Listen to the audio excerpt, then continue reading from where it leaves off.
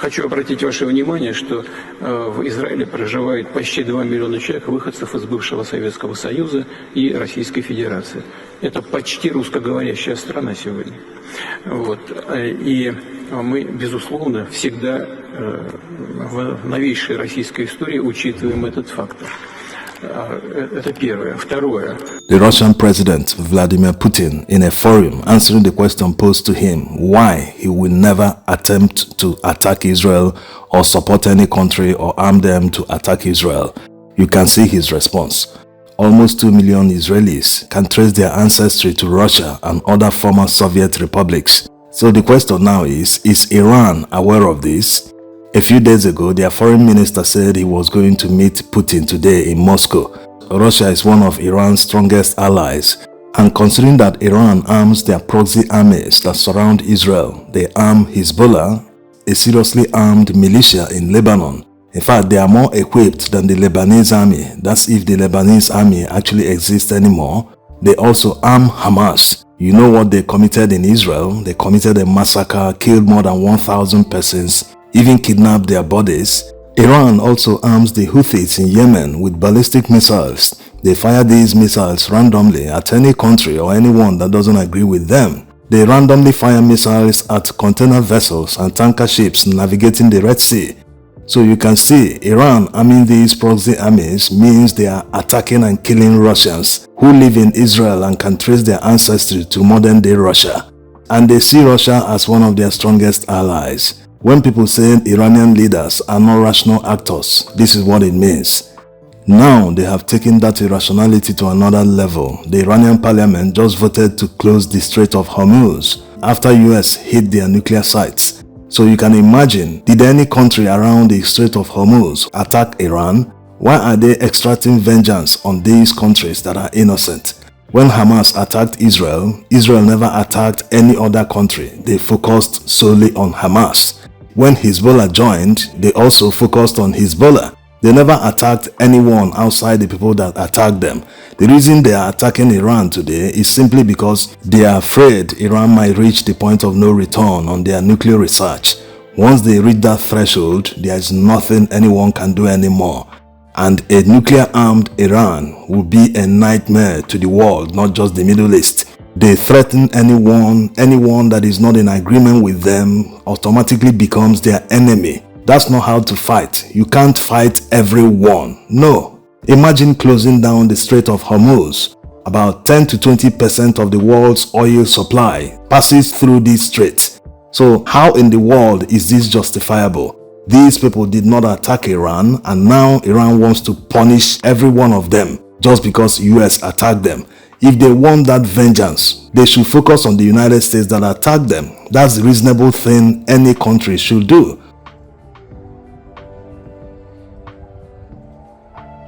The Iranian leaders always feel they have a monopoly to bully others. Remember how they threatened countries around the Middle East not to ever help Israel to intercept the missile barrage from Iran, that if they ever do that, they will attack them. Can you imagine?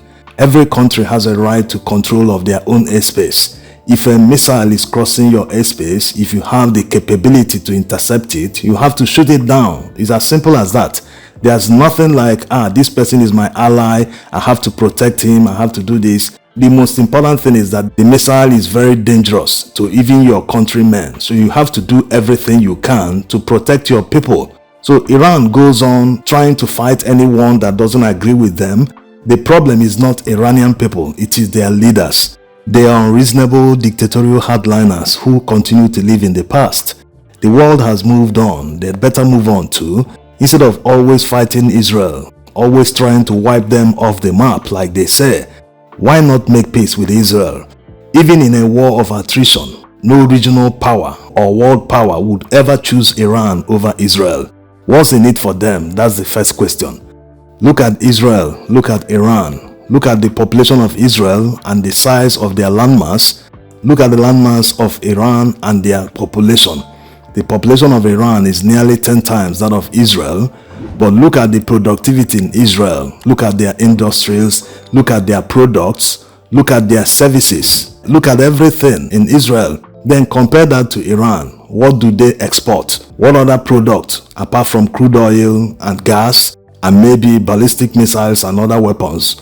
What other thing are Iranians known for around the world?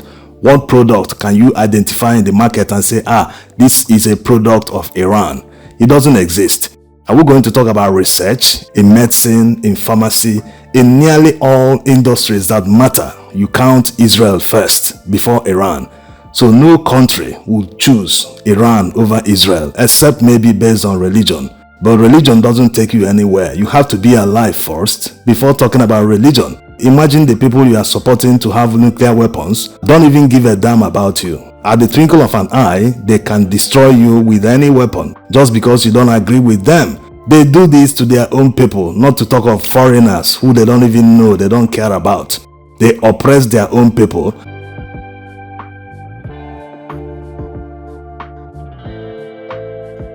One thing Iranian leaders must learn is that respect is not what you can buy. You have to earn it. And you don't earn respect by bullying people. When you bully people, you expel them instead of attracting them to you. So they must learn to live with others in the real world. Israel would have never attacked Iran if not because of their constant threats and their arming of proxy armies that surround Israel.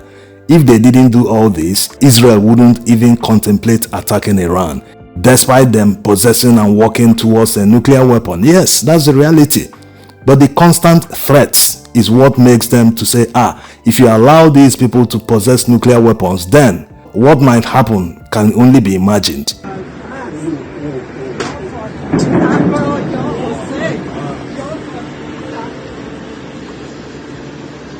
The irrational behavior of Iranian leaders makes it very easy for Israeli allies and even neighbors to unite and agree against them, even if it's in secret. Yes, all you see in public statements by Arab countries against Israel is not exactly what happens behind the scenes.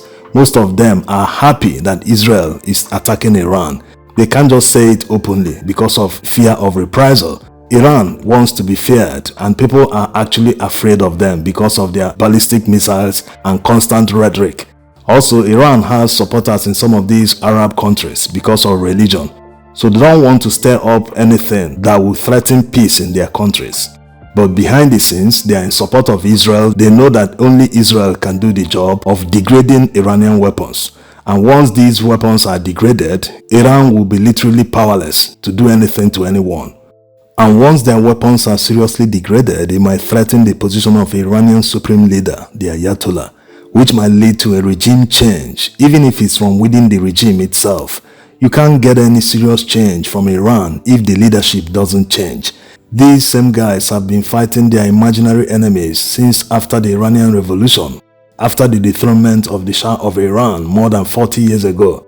So things need to change. That's why the US President Donald Trump made this tweet on Truth Social. He said, "It's not politically correct to use the term regime change, but if the current Iranian regime is unable to make Iran great again, why wouldn't there be a regime change? Mega." So if there's a regime change in Iran in the future, the Iranian leaders brought it on themselves. They need to be able to know when it's time to stop. They've been fighting Israel through proxies, directly and even unknown ways. They've been fighting them for more than 40 years. They've not been able to succeed. Even if they are given 100 or 200 years, do they think they are going to succeed? You can't fight the world and win. Thanks for watching.